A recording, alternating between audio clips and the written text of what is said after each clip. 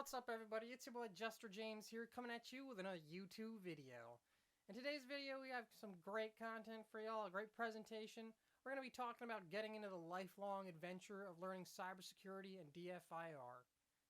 If you subscribe to our channel, you're watching this video, I'm sure you're already getting started on that lifelong adventure, and I hope you find some great tips and advice in this presentation. And let's get started. What's up, everybody? If you're new to our channel and you're not familiar with who I am, my name is James Kainth. I'm here to talk to y'all about how I got here, how I've been working with a Fortune 100 company as an incident response analyst, as an incident response consultant, how I graduated from Champlain College in 2020 with a Bachelor's of Science degree in Computer Networking and Cybersecurity. And you can find me at Jester James with 3s for the E's on the socials. And feel free to hit up jamescainth.com as well for some great tech content that'll help you on your journey and is partnered with a lot of my videos here on our channel. So disclaimer here, there's more than one way to do it. Definitely a lot of different ways that you can go and break into cybersecurity. Well, many folks come from many different backgrounds, but in this presentation, we're going to really be talking about how I really did it and the background that I think is best if you're starting from no technical background at all, in a matter of which I think is the best and most effective way for you to successfully have a long-term career in cybersecurity, especially tackling things like fundamentals and things along those lines. And that being said, I can give you advice, tips, and tricks, but you and only you can fuel that fire or passion that'll keep you going for that lifelong adventure that you're going to have getting into cybersecurity and really having fun with it. And that being said, right, mental health is important. It's a really big thing to say. Take care of yourself. Burnout is real. Imposter syndrome is real. I've heard about a lot of folks trying to get into the industry, and they either burn out trying so hard, they face gatekeepers who don't share knowledge, they experience sexism, ageism, all sorts of negative things, as I suppose with every industry. But my point is, you need to take care of yourself and make sure you have the support you need to continue on the journey once you've started. I faced my fair share of adversity, but I'm fortunate to say I've had the good luck of meeting many friendly, welcoming, encouraging faces along the way. Teachers, mentors, and friends. But I understand it's not always easy. Life happens, and at the end of the day, you are the most important thing here. Not a job, not the tech, but you and your well-being. So take care of yourself, peeps, which is much easier said than done, I know. But we got this. I'm here for you if you ever need it. Feel free to hit me up. You can go to jamescape.com, reach out to me, Jester James with 3s on socials, on Twitter. However you want to do it, leave a comment. I'm here for you if you need it. But take care of yourselves. Like I said, burnout is real. Imposter syndrome is real. Your mental health is important. As much as we'll have so much fun on this lifelong adventure of learning and being in the cybersecurity industry. So right off the bat, you all can be on various spectrums of where you are in your journey. I like to think of it in a way of which you're leveling up, or in the case of Pokemon, right, you're evolving. So you can be at the beginner's level, you don't have that much technical experience or any technical experience at all. You can be on the intermediate side where you've got some technical experience, you got some skills that you can showcase, you've got some quality stuff that you can use to prove your worth and what you've learned. And then you'd be on the advanced side where you'd be multiple years in the industry. You have stuff that you can bust out of your back pocket, and you're really at that level of which you could be relied on as, say, an expert, even though a lot of the folks in the industry don't really call themselves experts, simply because we're all on this lifelong journey, right?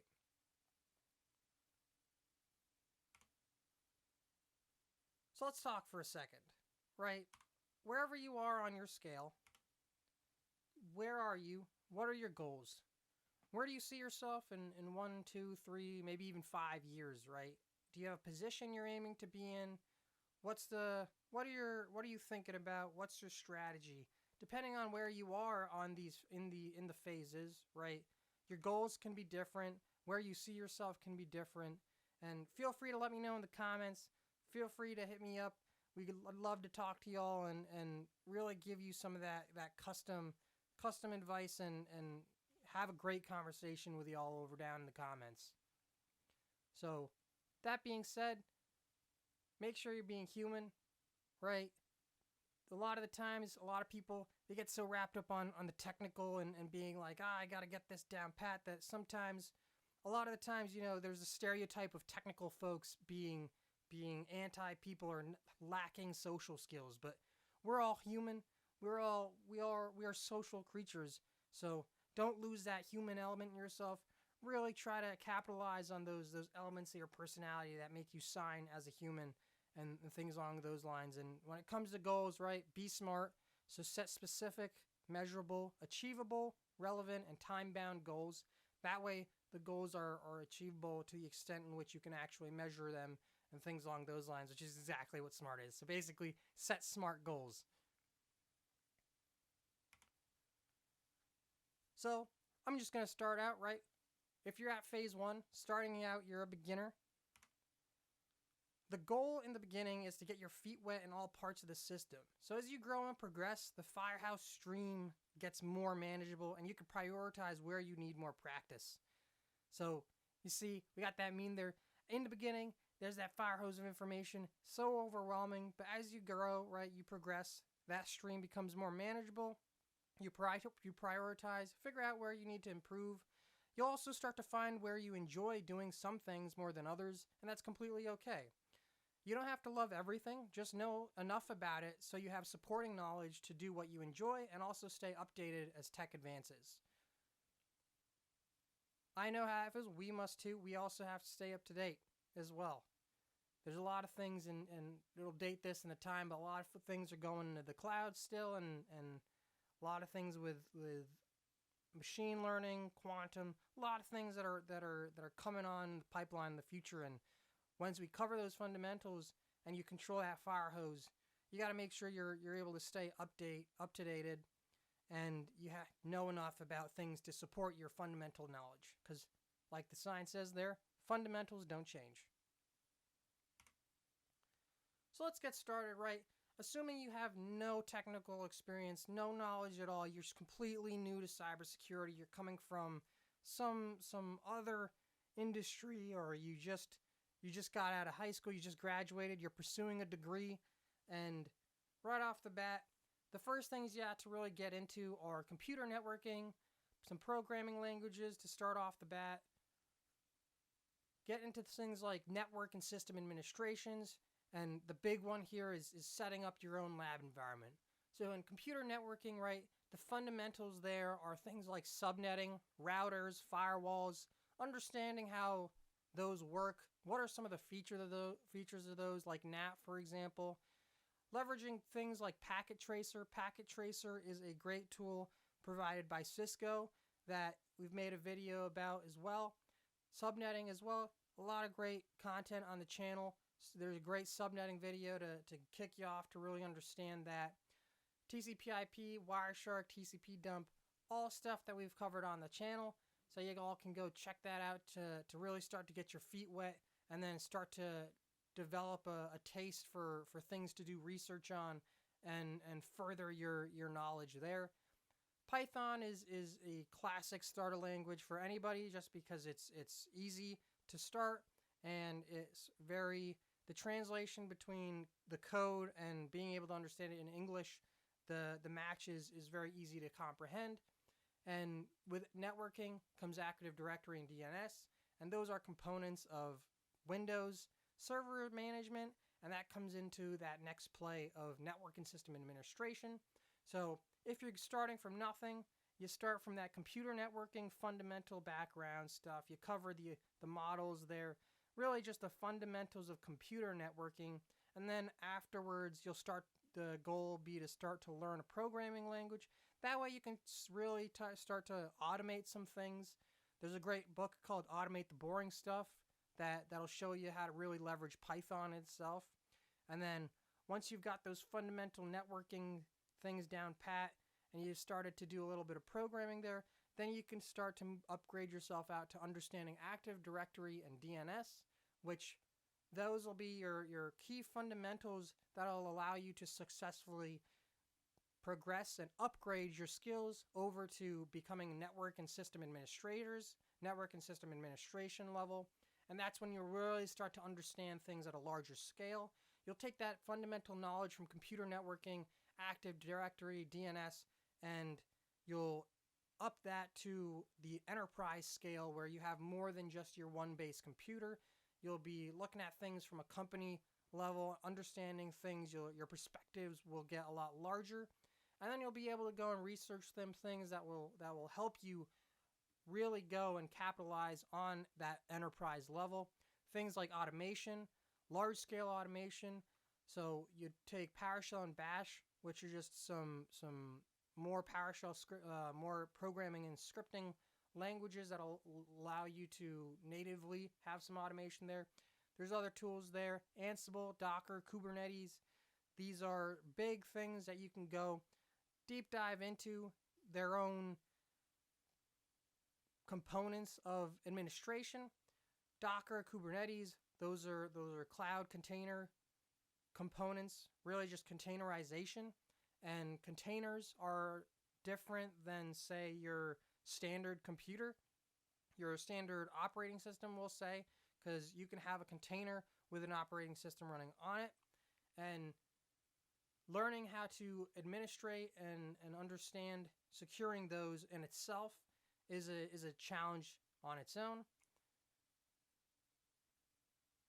So as you're going and you're learning and you're doing your research on that field, you got your feet wet there, you move on to setting up your own SIEM.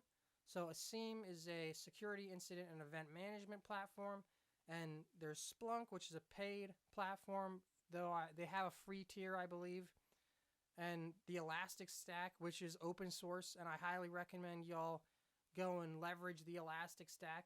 And I did make a video about how to set up the Elastic Stack on a Ubuntu machine, so definitely go and check that out, as you can go and gain visibility into your environment there.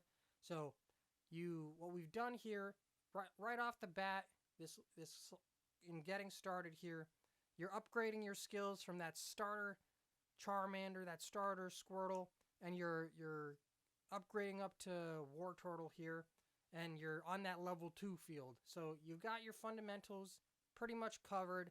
You're able to go and understand things on that deep level, and now you're starting to gain visibility into your network. So now you're building your skills up to be able to leverage it in an enterprise, potentially in the real world, on the job site experience there. And with that, I highly recommend you all set up your own lab environment, whether it be in the cloud, in AWS, in Azure, whatever, IBM Cloud, whatever, or it can be it can be virtual. You can use VMware. VirtualBox is free from Oracle. There's also Parallels as well, or you can have your own physical computer, a physical server, and you could set up your own lab on that hardware as well.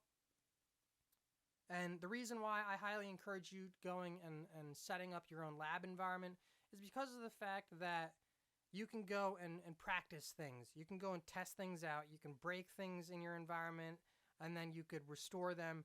And you really just have a playground, really. Your lab becomes your playground to test things out, to really have fun as you're on the lifelong journey, right? You got to keep your skills up to date. You have to try new things out. New vulnerabilities are coming out, so you want to go and test those out in your lab environment, see if they're vulnerable. You can start to do things like build detections, so see if you can actually see the activity in your environment, in your SIEM, in the Elastic Stack, for example. Things along those lines. But this is such a crucial phase because this slide is very dense. It has a lot of content, a lot of buzzwords here, but that's because in each specific word, they take time to really dissect and dive into. Like TCP/IP in itself is a whole function stack, a whole model for computer networking, really. So take each of these terms and you can dissect them out in your own way, and then you can build a game plan that is timed up, that is in a way that you can actually be comfortable consuming knowledge at a rate in which you can actually be smart about it. Like I said, be specific, measurable, achievable, relevant, and time bound in your own comfort. So now that we've got that computer networking fundamentals, and you coming from that like network system administration background, in the aspect of being able to understand computer networking at scale, on a large scale, now it's just a matter of staying up to date, right? So at that level, you can technically go and apply to system administrator as a job title, network administrator as a job title, roles like that. And at that rate, it's really all about staying up to date as well.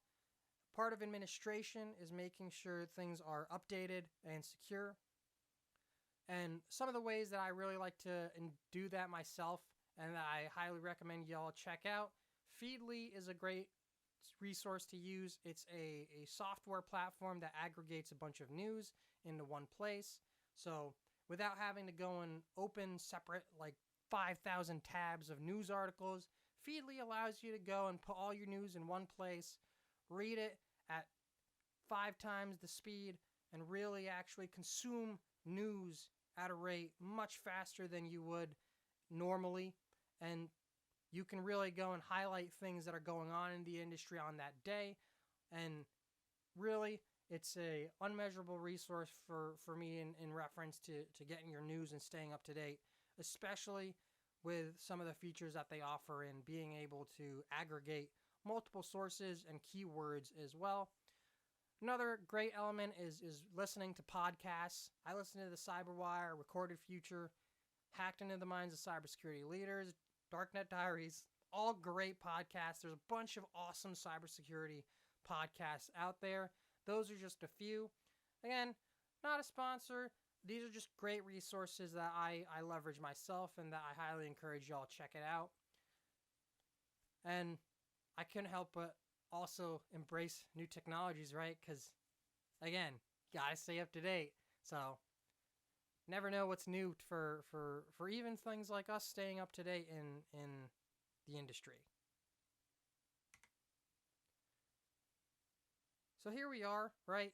Everything adds up. Even at this point, right, we were only covered that stage from going to beginner to intermediate. And in order to defend a computer network, right, you first must know how to build one and how they work. Remember, every computer network will be different, but they will all have similarities like operating systems. So you'll always come around Windows, Linux, Mac, and in some instances really old operating systems. But for the most part, Windows, Linux, and Mac are the three big operating systems. You'll always be using tools like PowerShell or Bash, for example. Things along those lines, really. There's always going to be firewalls, antivirus, etc. You really start to see those fundamentals everywhere, because they're fundamentals. They don't change. So although there are a bunch of different types, everything all fundamentally perform the same function. Mastering foundations, right? It's the foundations that's going to help you become a generalist, so you can get into the specifics later when necessary. So you invest in that knowledge of fundamental knowledge, because with that strong foundation, you'll be able to build on top of it and really have a great long-term strategy for success and understanding, especially when it comes to keeping up to date with new technologies and new things that come out, as they're really just built on top of things that already exist. Don't delay. Start threat hunting today. I made a plug for it before, so I highly encourage y'all really set up an Elastic Stack and a virtual lab. Another thing that y'all ought to do while you're doing that, and as you can tell, I'm kind of building a little bit of a game plan, a timeline, but the time component of that is completely up to you, because it is a lot to do. But the game plan here is being laid out here. So set up the Elastic Stack and learn about LOL BAS, so living off the land binaries and scripts. And those are scripts and tools and binaries that are already locally on your system. So tools that attackers can leverage that they can even be system administrator tools that the attacker will abuse in order to either get reconnaissance information or get an exploit onto the system through multiple different ways that they can do that. And all of these ways are ways that are already on your machine.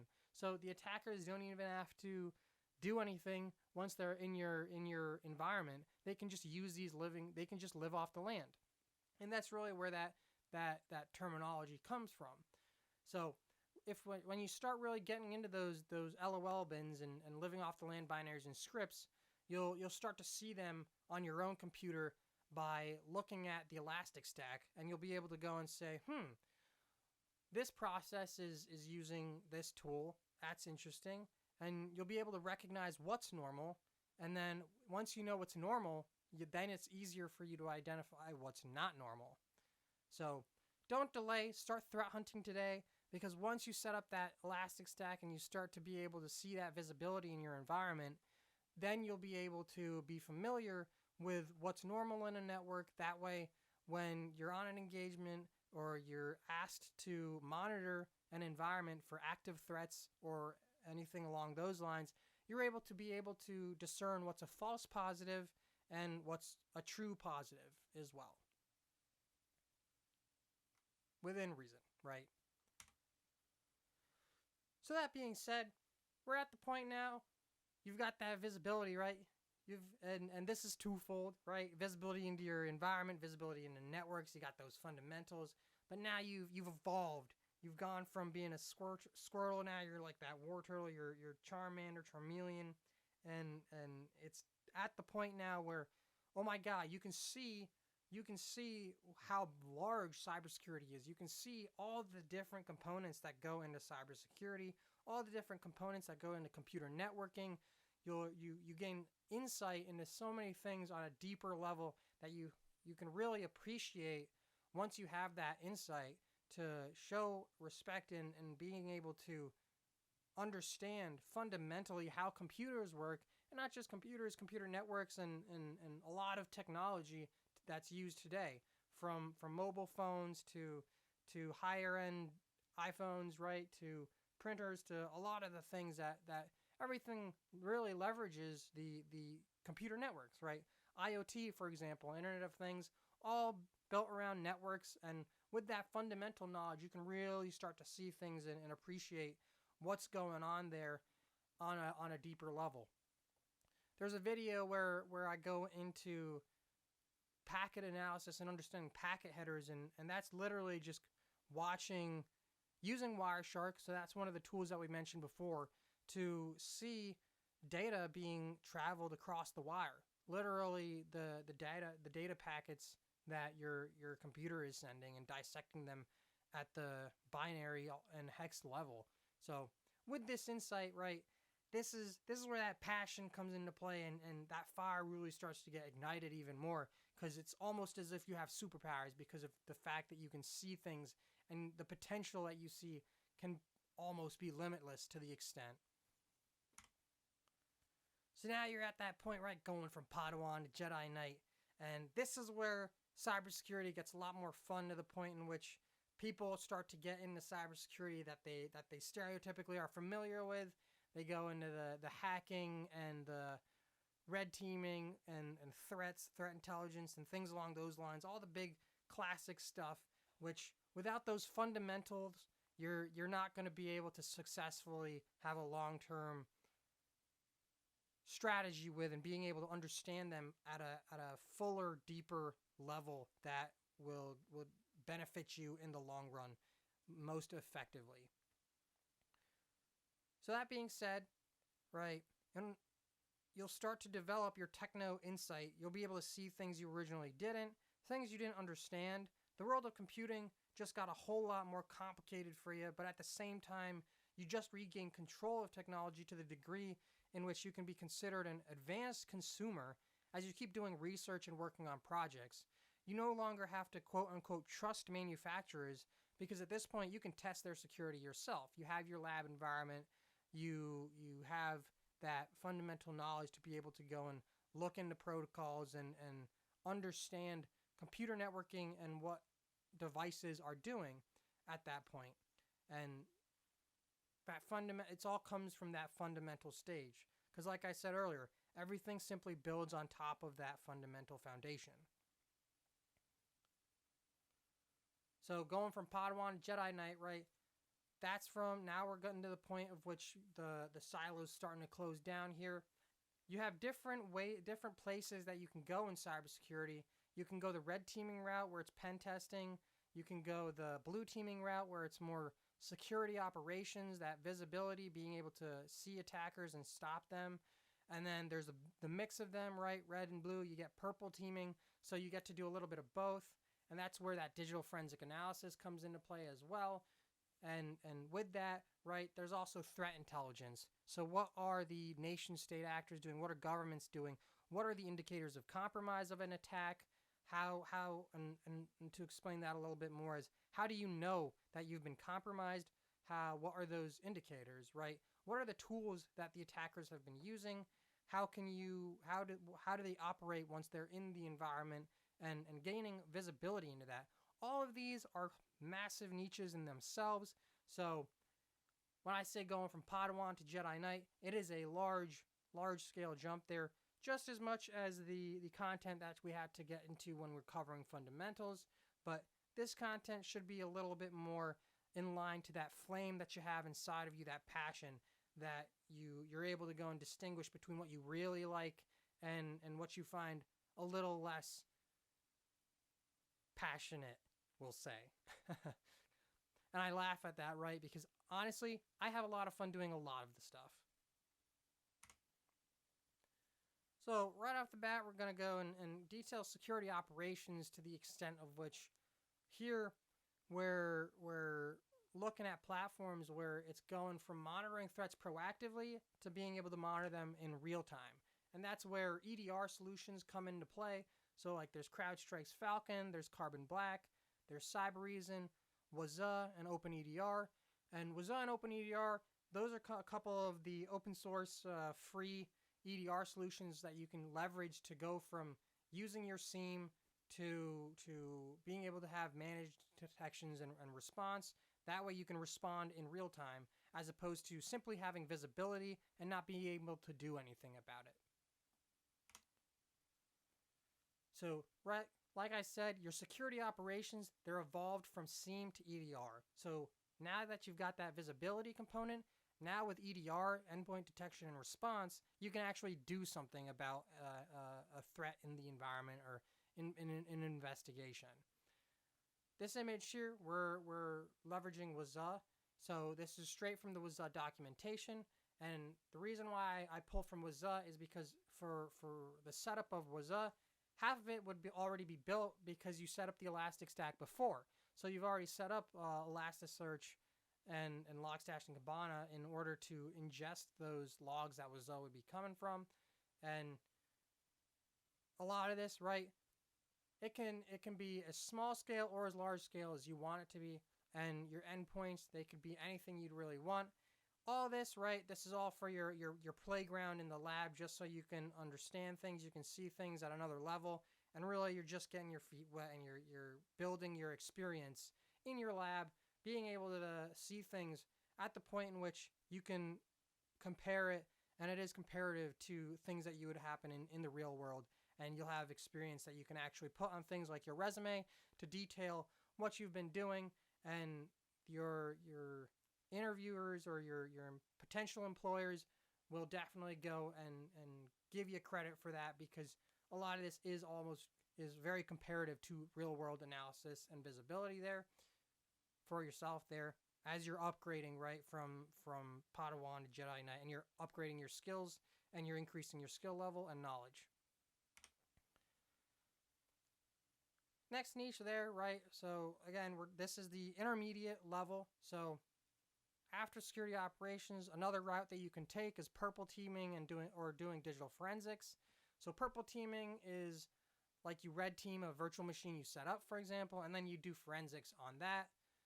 So it's really great because now you have that red team component of attacking a computer, and now you're going to get into blue teaming. So then you're going to do forensics on what are the artifacts that you left behind. So now you got both perspectives of being the attacker. So you know exactly what you did to get into the box, the computer system.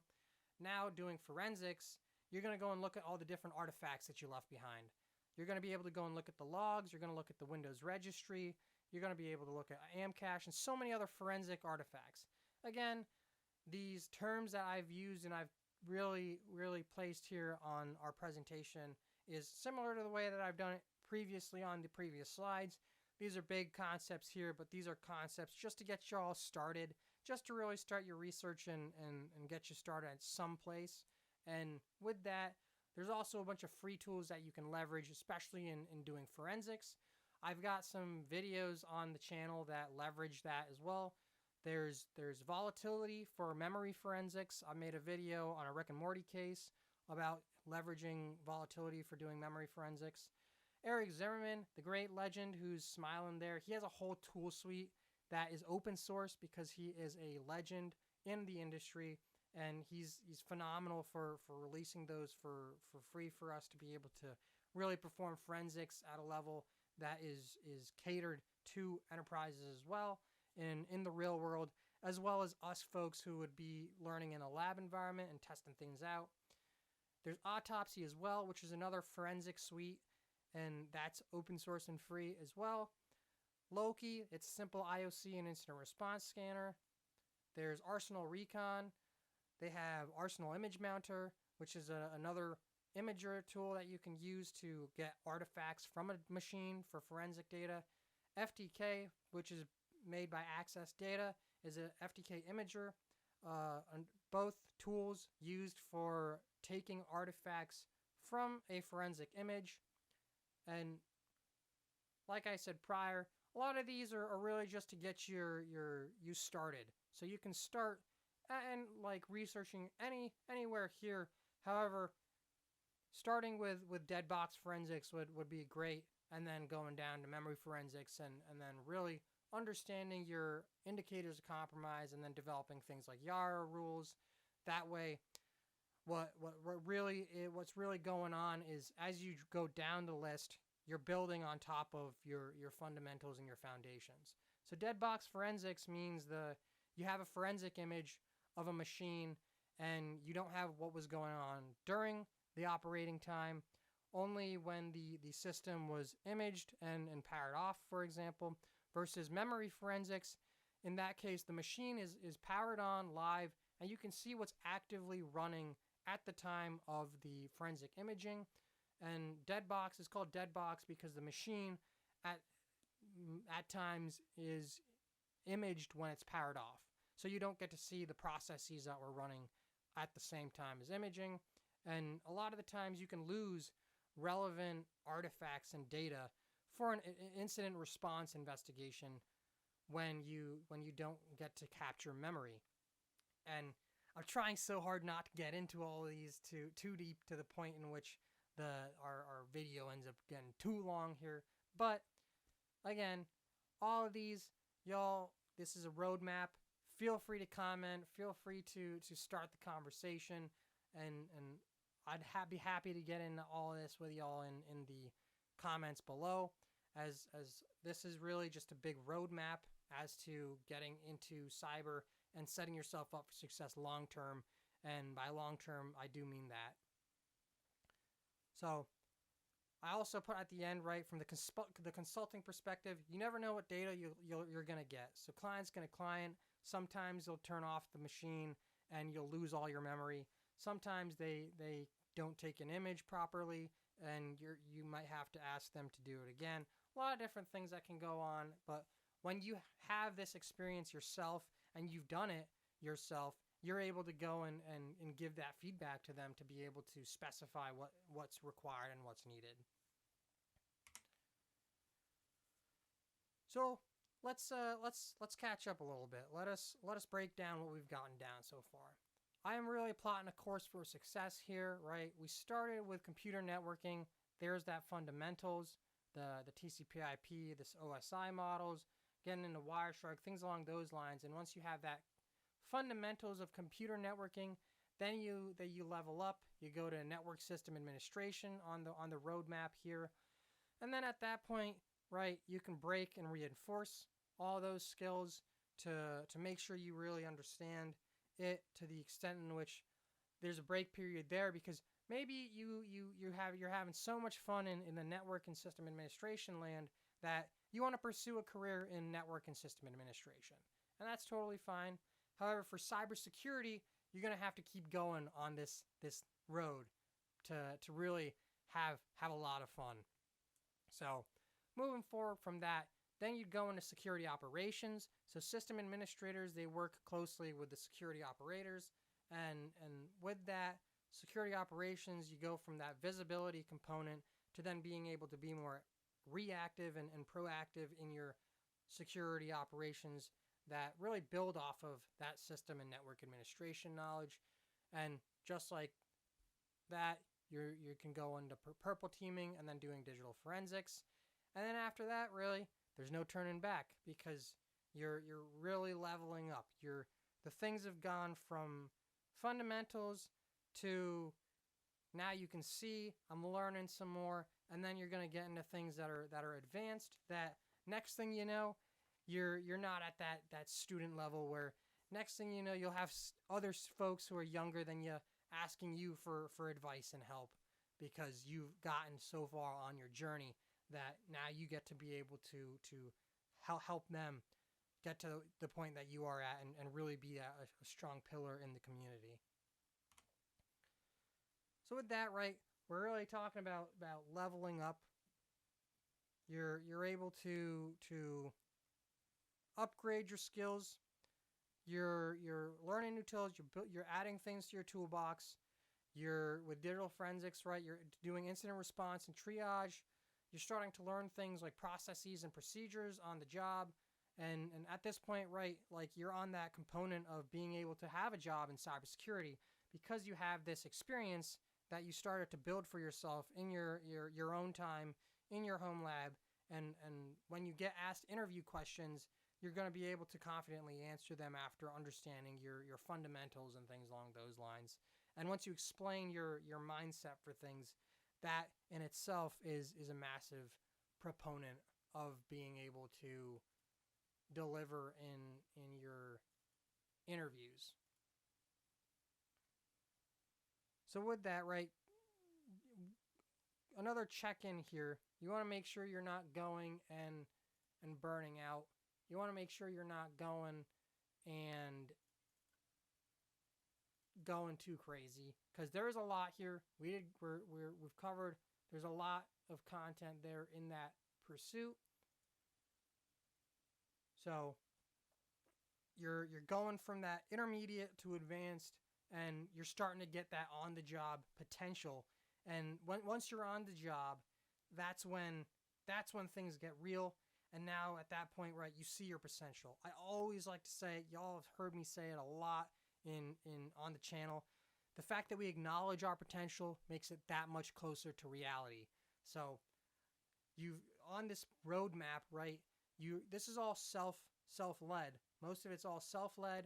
You've got your boy Jester James in your corner as well, helping you out. Y'all can give recommendations, ask for videos, ask for any help that y'all need to really help y'all on your journey, and I will try my best to deliver. But a lot of the times, this is all it's all you. That it's your self-led. Your passion is leading you on your journey, and that right there, right, that's potential self-actualizing in itself. So that being said, right, now we're at the point in which you can start looking for a job in cybersecurity. There's so many different things you can do to really make it a lot easier for getting a job. A lot of the times it's not as complicated as folks make it out to be. Really, it's just a lot more of a social thing, and really, it can be a lot of fun. You can start networking, you build your LinkedIn profile, you build a Twitter. There's a lot of community discords for the information security, cybersecurity community, and a lot of the people are really happy to help you.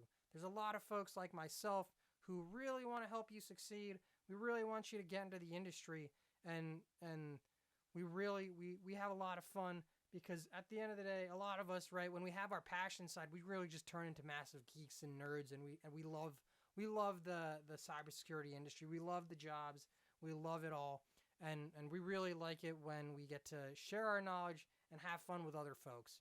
So if y'all want any assistance, or you want any advice for building a LinkedIn, building a Twitter, some of your community discords that you can join, feel free to start a discussion in the comments below, and I'd be happy to check y'all's LinkedIn's out, your Twitters, give you advice there in one-on-one format as well. We can respect the privacy there, and I'd be happy to talk to y'all one-on-one potentially. And if you require some more deeper services, I do offer freelance services, as it does indicate at jameskenneth.com on the website. So feel free to check that out. And I'd love to collaborate and work with y'all in building yourselves up. Furthermore, Black Hills Information Security, these folks, this is a company, a community that I highlight on its own, because these folks give reasonable training that is you pay for it what you will. There's training that is really worth $500 to $1,000, and you could pay as little to $20 for it, and you could even get it for free, because of the fact that they understand the community, they want to give back to the community, and they want to make sure that everybody has the chance to learn on the enterprise level. And the folks teaching the classes at Black Hills Information Security on their Wild West Hack and Fest trainings are SANS instructors. So those folks who, the SANS instructors, right? SANS classes are expensive. They're like $7,000, and the only way most folks only access SANS through their jobs. You get training once a year. You get to do a SANS course every year on the job, things along those lines. And SANS is just ridiculously expensive for one individual to really put that money forward. However, SANS is a great resource, a great community, a great organization still, because they do offer and provide a lot of free resources for the community as well. A lot of free conferences, a lot of free competitions, and a lot of free con events as well. So there's the Holiday Hack Challenge, the Holiday Hack Fest that they do as well, and you can definitely go and check them out.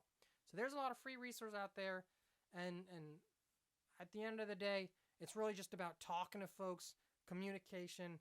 Again, I keep on plugging it. Talk to me in the comments if you want some of that.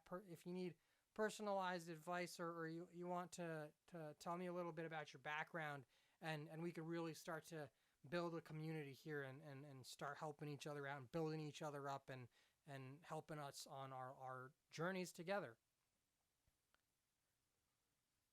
I also, I'll make a plug. When I was a student at Champlain College, I was a peer career coach, so I can definitely hook you all up with career services to the extent in which I'll help you all find a job, and help you all with your networking and stuff from the professional aspect of the industry. So again, hit me up in the comments, hit me up at jameskenneth.com, use the contact form, all that jazz. I really want to help you all. So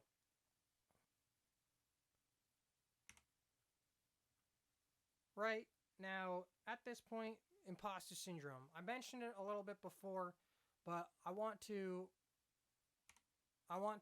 really plug it again here, because imposter syndrome is really big in myself still. Like, I've been on the industry for a little bit now. I've been in college, and I've got a lot of friends in the industry as well, and we all suffer from the same thing from time to time.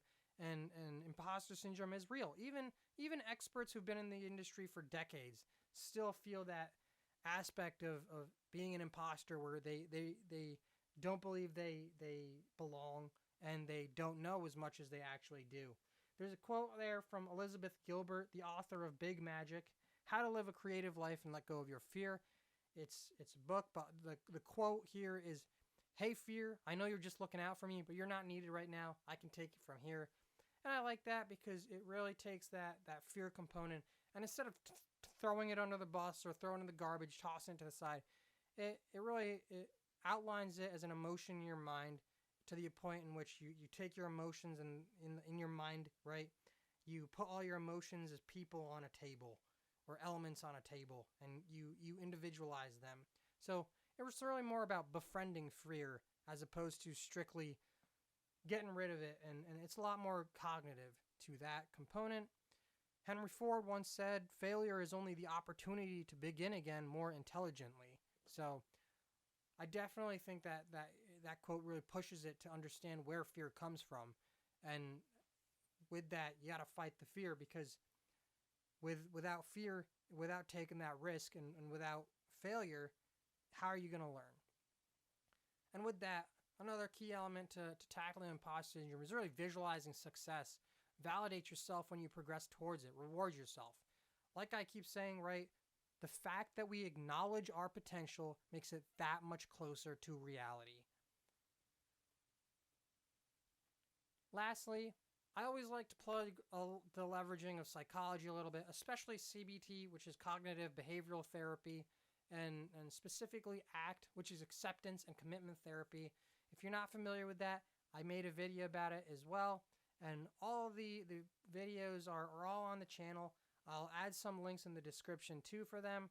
However, for ACT and the CBT, specifically acceptance and commitment therapy, right, it is a psychology. It's a framework that really allows you to get into your head and understand things on the thought level, and being able to control your thoughts a little bit more. That way you can really tackle that silent voice in your head and really grow to being a better human, from letting your mind be loose and reigning free and crazy, and it could be the Wild West in there for anyone, right? As we all know. However, CBT and ACT specifically is a great way to control that and use that power for good, and being able to leverage your psychology in a more effective way.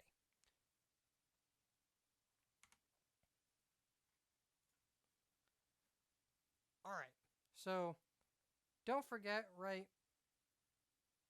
the universe will balance, but don't avoid work out of fear of failure. I mentioned it before, so the fear of failure, right? Don't avoid work out of fear of failure. You feel like you don't know what you're doing, so you learn every time. If you come across a problem, idea, or anything too big, break it down. Without failure, how are we going to learn? And you want to avoid failure at all costs, right? But still, it's a big proponent of how we learn.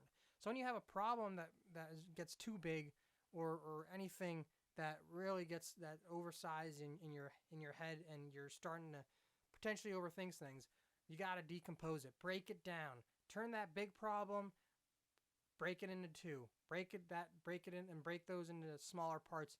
Essentially, you're cutting that massive pizza pie and you're making slices there. That way you can eat it one slice at a time, and you tackle that problem one part at a time. Because that's the nature of growth, right? As you get stronger, as all the heroes do, right? All the superheroes, they go on their journeys, they get new skills, but the villains only get tougher. So as you get better at what you do, as you get better at what you do, your problems get tougher. But that's just the nature of growth, because as your problems get tougher, your solutions get stronger, you get better, and that's just the nature of it. At this point, right now, you're on that phase of being in the industry for a few years now. You've covered all the stuff that we mentioned before. You've got to the point of which we'll say around 5 years of experience potentially. You got your fundamentals down pat. You've even got to the point of potentially doing some security operations. You're doing some red teaming or blue teaming, even purple teaming. And at this point now, you're like, let's go. I got this. I love this. Let me learn all the things. And that's when you really evolve into a Charizard or a Blastoise, right? You're becoming a Jedi Master. However, preface to that, right, it requires advanced research. So if you thought the learning the past levels, going from beginner to an intermediate, took a decent amount of time, going from intermediate to Jedi Master requires a lot of time, to the extent of which you have to be patient. And it's the same thing with learning the fundamentals and going from beginner to intermediate. Really, it all requires patience. You got to be patient with yourself, right? Because you can't learn everything in 1 week. You can't learn everything in a day. You can't cover so much. You can only cover so much in 24 hours in 365 days of a year. So when you're using this game plan, and I do cover it very high level, and if you would like me to break it down for y'all in a more digestible, potentially weekly, monthly basis, just let me know, and we could work on a game plan together. That way it's most effective for your level specifically, wherever you're at. That's why I really went from a high level here when breaking this out, and I didn't really cover timelines with months or dates or anything along those lines, just because as the speaker, I'm not exactly sure where level you're at. So please, I've been saying it a lot, I love to start the discussion in the comments with y'all. So, becoming a Jedi Master, right? Now you're at the point, I want to forensics all the things. I want to see all the artifacts. I want to start doing some reverse engineering, and that's breaking the things apart, seeing how things are built, seeing how programs are built. A lot of gamers do this already. They quote unquote hack a game, right? They potentially find Easter eggs in the code, see what images are meant. A key component of that is Five Nights at Freddy's. The Five Nights at Freddy's fan base and community, they tear things apart. They are definitely going and reverse engineering the games to the point in which when they download it from Steam, they can see what files are getting downloaded. They can go into the code. There's Five Nights at Freddy's even has the website that Scott Cawthon has. If you go into the code, you can see Easter eggs and things along those lines. So you don't even have to be a Jedi Master to start learning some of these things. What I mean by becoming a Jedi Master is really being at a point in which the industry would consider you an expert. And I always use the term expert loosely because nobody really is an expert in our industry because we're all learning. And there's definitely experts, don't get me wrong, right? But the folks who are on the journey, they still have those elements of they've gone through exactly what we're going through. They're doing research. They spent the time. It's all about dedicating that time and putting in the work and being passionate. So as you're going, right, the content, the things you're learning, right, now you're starting to get a lot more niche.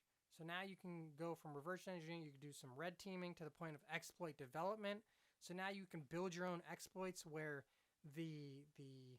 you as the attacker, you can exploit new vulnerabilities. You build code that exploits vulnerabilities that only came out like a day or two before.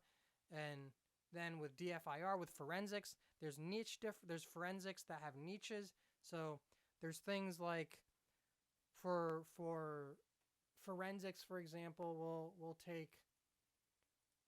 we'll get into that in the next slide. So we'll get into that in the next slide. But furthermore, case by case weirdness. So as things are developing, that's where that lab comes in. You'll see things and you'll be like, did this just happen as a fluke, or is this a normal weird thing that happens? And you practice, you test it out in the lab, and next thing you know, right, you could be providing an organization or a tool with a upgrade or an update, or you found a bug and you end up doing bug bounties as well. That's another thing that could potentially come. It all stems from your curiosity. That's from that fire within you, that passion for cybersecurity. And that's when you really start exploring and having fun. And that only comes when you cover the fundamentals and then you build yourself up to this point. And with that, right, so niche DFIR. So I really talk about DFIR a lot because that's the industry that I've chosen. This is the industry that I'm living in right now in cybersecurity. I'm not in a niche yet. I wouldn't consider myself a Jedi Master yet. So each niche can even have its own sub niches, right? So for example, in DFIR, right, We're talking digital forensics and incident response. So industrial control systems forensics, drone forensics, mobile device forensics, Internet of Things forensics, cloud forensics. So many different niches that you can do in forensics alone. So the same thing applies to red teaming and reverse engineering and all the other things that we talked about prior. So each niche, right, they can even have their own sub niches. The cybersecurity veil is so big, and we've cut it down in our knowledge base now to the point in which you can go to these sub niches to the extent of which, take industrial control systems, for example, ICS. The industrial control systems in an airplane are different than that of a car or a rocket ship. So even within ICS, there's sub niches. But with the fundamentals covered, right, you got your fundamentals, you can have a shot at exploring and understanding all of the different niches and getting involved in various different niches. That way you can find whatever that niche that you find is the most interesting at the time, and then you can pursue that. And really what happens is you get into one niche and you really go, you tear it to shreds, and you can stay there for a while, or it starts to get boring and then you go to a different niche. And that's really when you start to build that quote unquote expertise and experience, really. And that's across all fields. Now, if you haven't noticed, I've been saying advanced in quotes, and this is similar to that expert component, right? Why is advanced in quotes? So, well, in my experience and research, learning and working with some of the best people in the industry, I don't think anyone really believes they're quote advanced unquote. Really, they just got to where they are from following their curiosity, practicing their skills, doing research, and basically just working long enough to get to this point in the industry. They see history repeats itself and they're trying to make the world better. Usually, these folks have at least 8 or 10 years of experience, and the reason they're seen as quote advanced unquote is just because they've been doing the work long enough. So to get here takes patience and diligence, but it's well worth it because when you do, you'll be seen as a wizard to those who don't know as much. Treat them with respect and remember, you were once in their shoes. So once you're at this point, right, you've gotten that decade of experience, 8 or 10 years of experience, you could consider yourself a wizard, but again, giving back to the community, right? Treat everybody with respect, and you remember once that you were once in that student's shoes. You were once a beginner, you were once intermediate, once you get to that advanced level.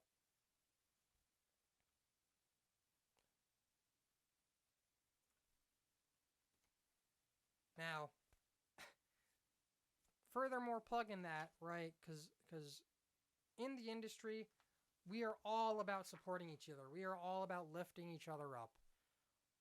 One of the key players of Black Hills Information Security and the Wild West Hack and Fest is John Strand.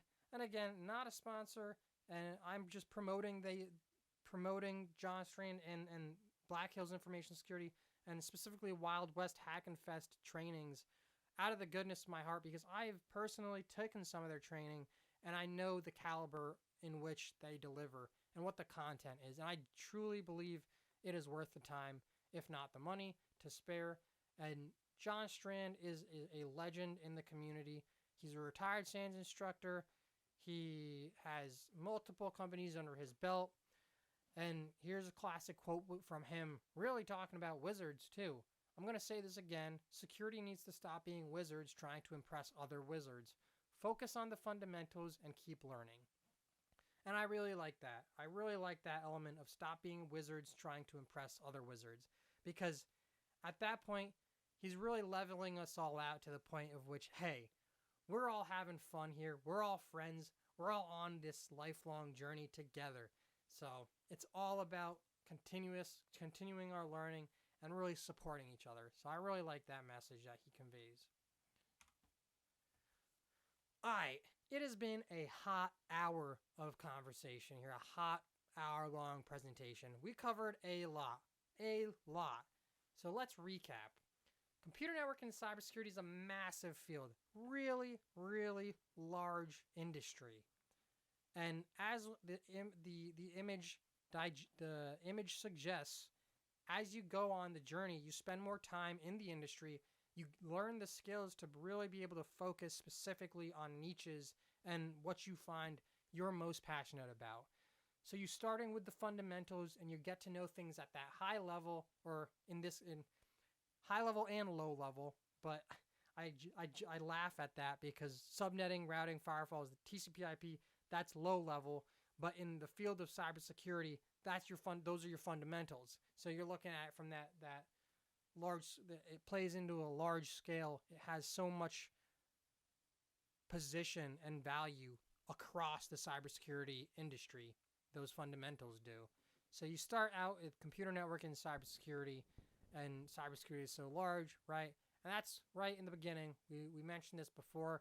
You're starting to look at things like subnetting, routing, firewalls, most of those things that are in that networking sphere, Active Directory or AD and DNS, and you start to get your hand a little bit of experience in quote unquote pen testing things. And those are key terms. So I want to make sure y'all recognize that. I know y'all aren't going to understand all of these terms. However, I do have a decent amount of videos on my channel that capitalize on most of these terms, and you can learn from watching the videos. And really, I do want to help y'all personally, so feel free to reach out. And I'd love to have y'all on the channel. Y'all can we can build blog posts together, and we can share what we're learning, and really build up a community in the Jester's Castle here and on jamescave.com to really share our knowledge with the world, and be friends, and be able to build that community together. So computer networking and cybersecurity, and then it silos down. Networking system administration. You're looking at things at that long scale. You start to get automation involved because of the fact that computer networks consist of hundreds to thousands to millions of computers in an enterprise. And then you start to go to security operations. So now you're at that enterprise level of being understanding and administrating those networks. Now you're going to get into that security component. Really, that cybersecurity component comes into play. You get visibility there on that large scale. So you're using SIEMs, you're using EDR platforms, you're getting into that log analysis to be able to really trace where problems are at in your networks. And then you start to get the purple teaming. So now you've got that experience of being able to get that troubleshooting, and you've started to get to the point of, all right, now I see things at the large scale. Let's see what attackers do in the environment, and then let's try to catch ourselves as the attacker as well.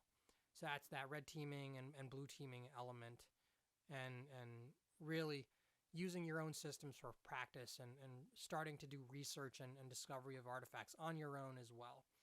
And a key component to this is the research and the passion you start to do on your own. Is it never really goes away because of the fact that you're doing everything to stay up to date, but also a lot of the times you'll find yourself just having fun, especially in your playground of a lab that you start to build. So right there, start going. You go security operations, purple teaming, and then it silos down again to DFIR. And then once you're in the DFIR niche, you can have niche DFIR in itself. So this is the journey that I've taken. I haven't necessarily gotten to niche DFIR yet. However, I'm definitely around this rung here in DFIR, and I've got a little bit of experience red teaming. I wouldn't classify myself as an expert or a red teamer necessarily. However, we do have a video or two about using some basic red teaming tools to really get started in penetration testing. And then we did mention some of the platforms that you can use to really pursue red teaming on your own. So Hack the Box and Vulnhub and things along those lines. But this is essentially the roadmap. However, it details the figure here really details how big of an industry cybersecurity is, and then how you can really break it down into things that you're more interested in. That being said, I would pause for questions, but we're on YouTube here, so y'all can hit me up at any of my platforms, you can navigate to y.at, yeah, / the penguin emoji, the wink and tongue sticking out emoji, and the laptop emoji, and either or. And you can just hit up jamescamp.com if it's easier. I really like to add the yat in there just because that's like a cool NFT thing going on there. And it's kind of like a link tree as well. But Jester James on all the platforms with 3s for ease. And again, feel free to leave a comment. I really do want to start talking with y'all, building that community, interfacing with y'all, and being able to help y'all out and build a community. I want y'all to become jesters. That we got our penguin jester here with that hex code on their sunglasses. So you can go and potentially decode that Easter egg for y'all if you do. And really, you can become a jester. Link to the comments there. You can snag a sticker. You can snag a shirt, a sweatshirt, and really showcase your love there and being part of the community, being a jester in the Jester's Castle. And always remember, the fact that we acknowledge our potential makes it that much closer to reality. So thank you all for watching. I know we had a long video. It was a long presentation. We covered a lot, and really leave a comment. And if you found it valuable, please like, again, comment, and of course subscribe for content from your boy Jester James. And I'll see you in the next video. Bye bye.